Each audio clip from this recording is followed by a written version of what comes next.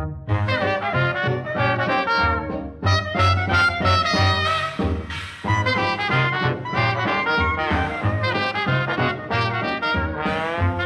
really digging his glasses. You know what's really fun? They said something about On the Basis of Sex, which Felicity Jones was in that film. I love that film. So Still good. haven't seen it. Love her dress. Look at those walls. That's Oh, some color choice. that's yeah. Oh, he got them digits.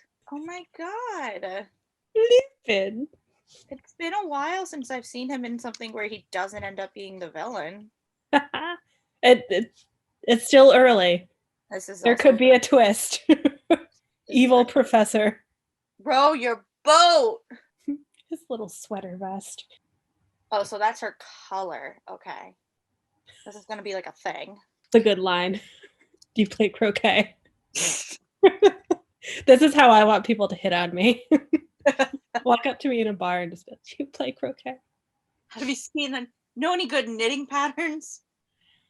Honestly, I would say yes to that date. If he just whips this out, like, oh my god. My very own blackboard. It is empty. Must fill. I must scribble. Scribble. Science things. The script says, he looks around at all of the science in all caps. Science rules. Oh no.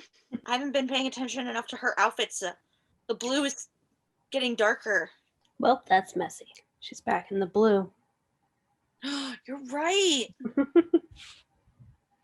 We went through the darkness and now we're back into the light. The end.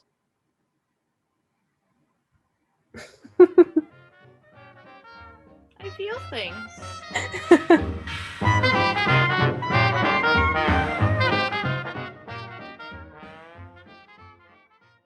So, initial thoughts. I know sadness. No, gorgeous film, incredibly well-deserved award. I don't understand how he trained his body to be able to perform in such a way. Just hard and like to make it believable. Yeah, it's so believable. Apparently, when Hawking did see the film, his reaction was that he felt like at some points he was watching himself. Wow. Which is crazy. Yeah. Apparently they didn't even have him audition for this film. Really? And he was like, that can't be real. And they were like, no, it's true. They were like, we have faith. Wow. When you know, I guess, right? I didn't know, like I knew like the basics about Stephen Hawking's life, but like I'm not like I don't understand science. I'm not wired in this way, so like I didn't know like a lot of like that stuff. But I thought it was really interesting like early on in the film, like they kept doing like close-ups of his feet and like stuff like that. And that's why like when they were like twirling by the water, I was like, he's gonna fall in, because I kept seeing the close-ups of the feet like kind of not working right. So I thought that was really interesting, kind of the foreshadowing they did. Yeah. And I almost like forgot that it was ALS, Lou Gehrig's disease.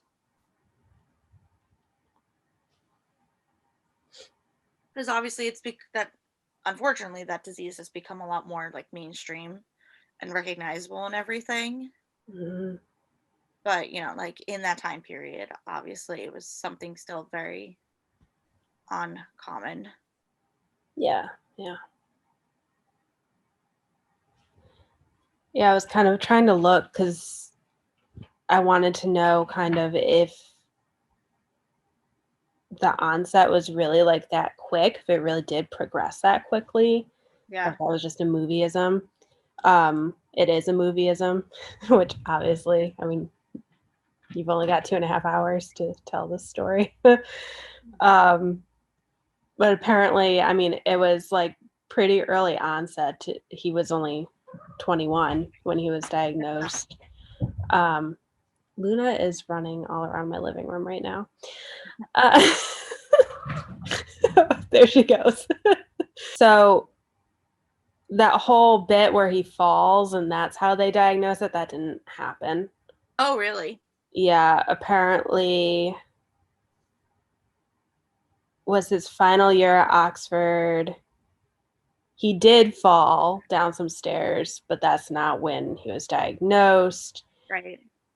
When he went home for Christmas, his family noticed that something was weird. Like his speech was slurred. He was having problems like moving his feet and picking things up.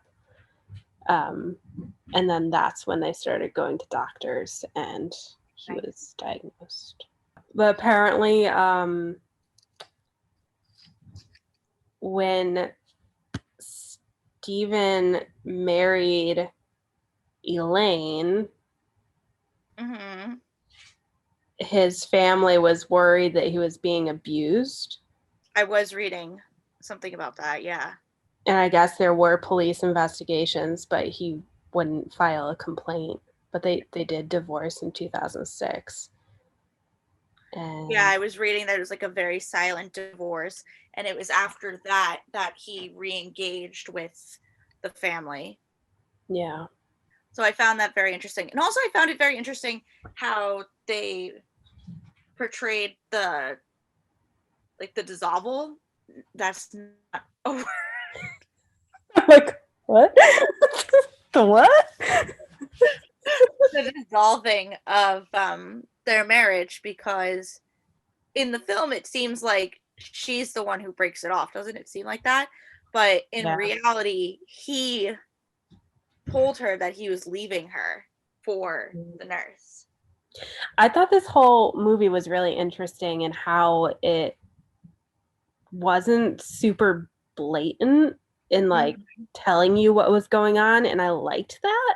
I liked that it was kind of like you're getting glimpses into their lives, and like you can put two and two together, but it's not like, oh, hey, I like Jonathan and I'm gonna go like have an affair with him while we're still married. Like you get that without any dramatic dialogue of apparently this whole thing is based on Jane's book, and she had written an original, and then it was a little bit more like damning, I guess, so to speak. And then after he like came back into the picture, she kind of like remodified and republished, and that's the version that they used for the film. Yeah. So it's also very interesting because it's definitely his story, but at the same time it feels like it's just as equally hers. Oh yeah, and definitely. They're definitely playing it up in a way to say that like there is not a bad person in this scenario. No one is a bad guy.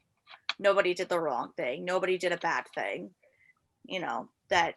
Nobody wants to leave this and say, yeah, I'm definitely on X's side or anything like that. Right. It was just a horribly hard situation that obviously you can see. Yeah.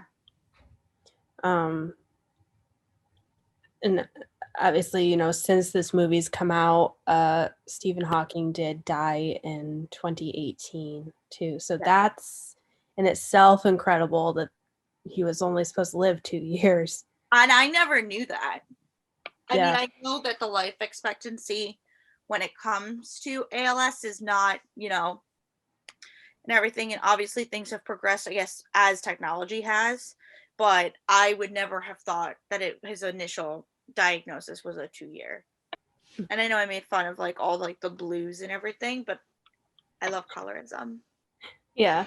Another thing I really liked stylistically was how when they showed like different things like the wedding or like special family moments, it was like they put the sepia tone on it and it looked like it was like home video. I thought that was really cool.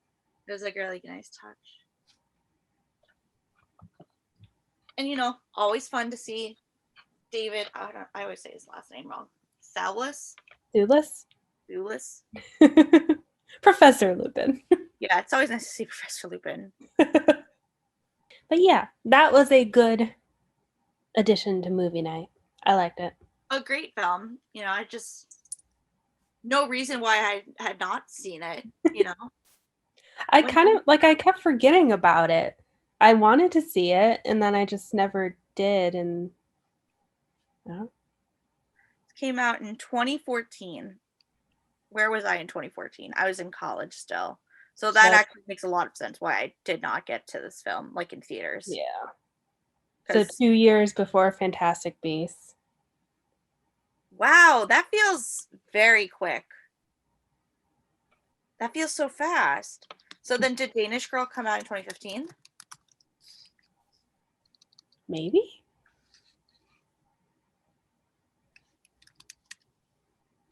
Yeah. Yes, it is, because he literally went straight from filming this into Danish Girl into Fantastic Beasts. It was busy.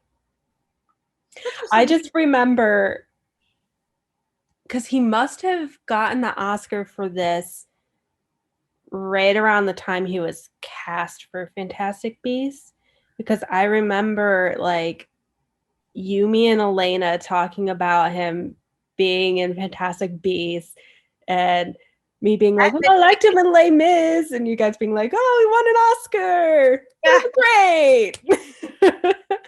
At MistyCon while we were eating hot dogs. Yes. Well, okay, sitting in the beautifully poetic considering. Oh. That's just actors. I mean, they make a lot of stupid money and everything, but also they put their bodies through a lot to go from a film where he was bulking up because he had something before this, to then dropping all this weight and basically like forcing his body into positions. He even had said in an interview that when he would sit in the wheelchair, he would like force himself to like sit a certain way, and it was very uncomfortable. But he was like, "It's like, who am I to complain?" He never complained.